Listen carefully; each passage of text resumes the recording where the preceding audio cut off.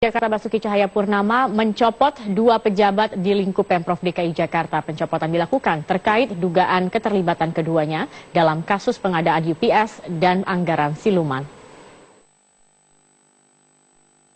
Pejabat eselon 2 di lingkup pemerintahan Provinsi DKI Jakarta yang dicopot dari jabatannya adalah Kepala Inspektorat DKI Lasro Marbun dan Kepala Badan Pengelola Lingkungan Hidup Daerah BPLH di DKI Andi Baso Mapapoleonro.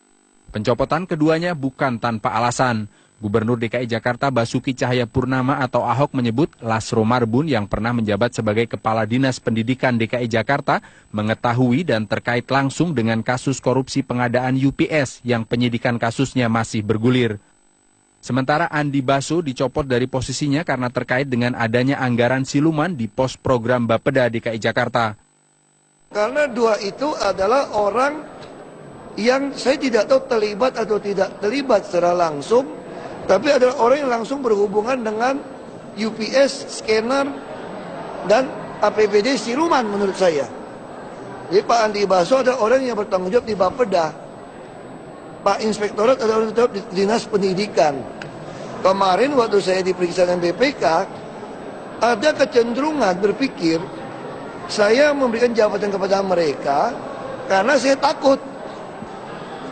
Seolah-olah saya melindungi mereka. Pencopotan Lasro Marbun dari jabatannya sebagai Kepala Inspektorat DKI cukup mengejutkan mengingat track record Lasro yang selama ini dinilai cukup baik.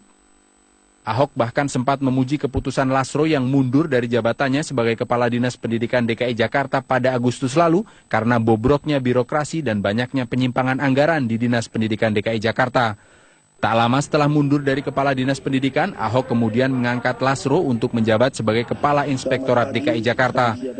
Setelah tak lagi diduduki oleh Lasro Marbun, Kepala Inspektorat DKI Jakarta kini dijabat oleh Mary Ernahani, sementara Kepala BPLH di DKI Jakarta diisi oleh Junaidi.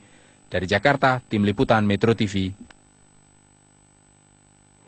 Gaya kepemimpinan Gubernur DKI Jakarta Basuki Cahayapurnama yang kerap berujung pencopotan pegawai negeri sipil di jajaran Pemprov DKI dianggap pengamat tidak tepat.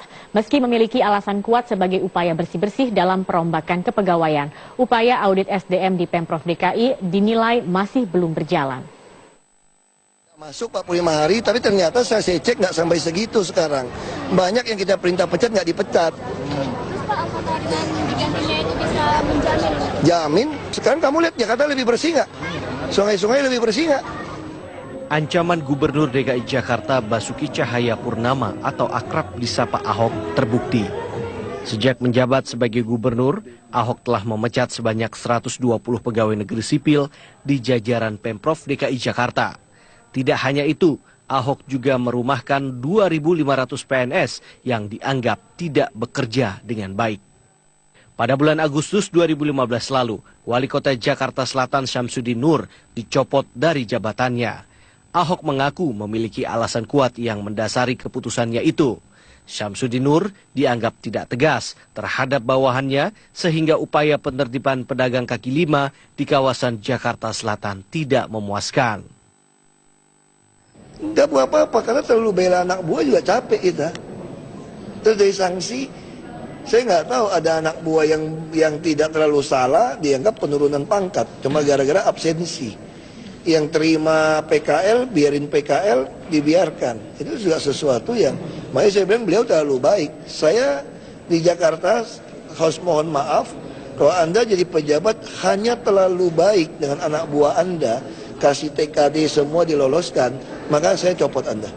Saya butuh orang yang taat aturan, yang tegas, bukan cuma baik. Jadi istilahnya kemarin ada yang satu ngomong sama saya, kita ini istilahnya boleh buat durian, tapi enak. Menurut pengamat kebijakan publik Rian Nugroho, gaya kepemimpinan Ahok yang kerap berujung pemecatan adalah bentuk kepanikan dan kemarahan terhadap kinerja dan moral anak buahnya. Sistem pengelolaan sumber daya manusia di Pemprov DKI Jakarta masih sangat buruk dengan tidak adanya audit SDM yang dilakukan terlebih dahulu. Rian Nugroho menambahkan cara kepemimpinan by anger yang diterapkan Ahok bisa menjadi bumerang ketika SDM yang dimiliki justru akan semakin tertekan dan tidak dapat bekerja dengan baik. Tim Liputan Metro TV.